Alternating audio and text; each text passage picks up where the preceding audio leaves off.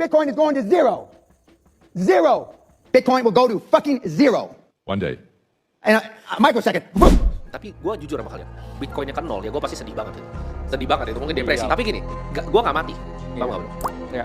Bitcoin ke nol tuh gue gak mati. Gue Jadi mau banyak jujur hal. di awal, kalau besok Bitcoin nol. Justru orang kaya gue nggak kaget. Kenapa? Karena gue sudah terbiasa hidup susah. Tapi kalau suatu hari Bitcoin bikin gue bebas finansial, orang-orang bakal bilang, dia mah hoki.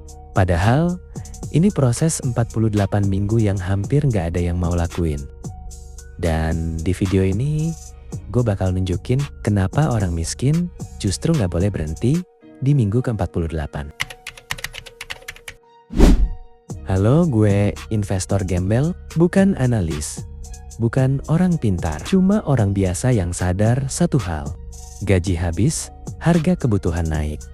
Nabung di bank, nilainya makin turun. Makanya dari 48 minggu lalu, gue mutusin satu hal. 100.000 per minggu masuk ke Bitcoin. Bukan karena gue yakin bakal kaya, tapi karena gue takut hidup gue tetap miskin kalau nggak ambil risiko. Jadi maksud gue di sini, kalau gue ngambil resiko dan jalan lain atau jalan baru, gue memiliki dua potensi, antara gagal atau berhasil.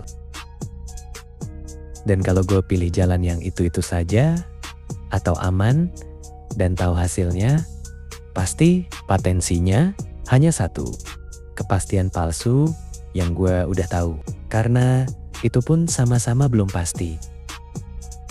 Dan di dunia ini gue sangat sadar, tidak ada apapun yang pasti. Tapi di dunia ini sangat banyak kemungkinan. Jadi prinsip gue saat ini adalah mencari kemungkinan, bukan kepastian. Dan ini menurut gue pribadi ya.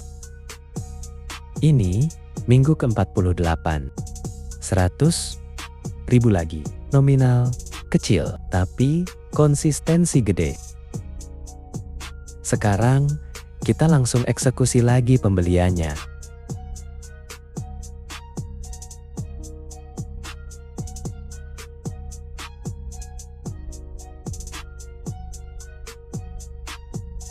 Dan selesai.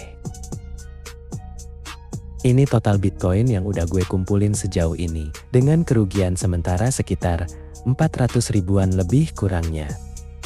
Orang ketawa, ngapain sih cuma 100 ribu? Tapi mereka nggak sadar. Kebanyakan orang nggak sanggup konsisten bahkan dengan 100 ribu. Stop dulu sebentar, ini bukan ajakan beli Bitcoin, bukan juga saran finansial. Gue cuma mendokumentasikan perjalanan pribadi gue. Bitcoin itu volatil, bisa naik, bisa turun, dan bisa bikin mental lo diuji. Kalau lo nggak siap secara mental dan keuangan, jangan ikut-ikutan. Yang bikin orang gagal itu bukan selalu salah asetnya, tapi karena mereka masuk tanpa rencana dan keluar karena emosi. 48 minggu.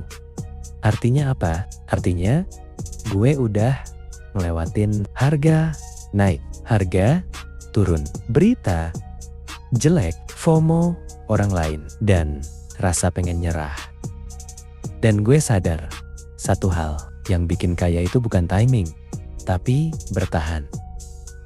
Di minggu ke-50, nanti gue bakal buka semuanya. Total modal, total BTC, dan pelajaran paling pahit dari perjalanan ini.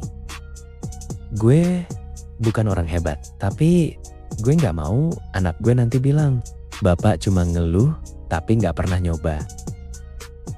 Minggu ke-48, 100.000 lagi, dan gue masih bertahan.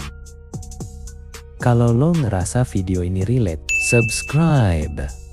Kita jalan bareng, pelan, jelek, tapi konsisten.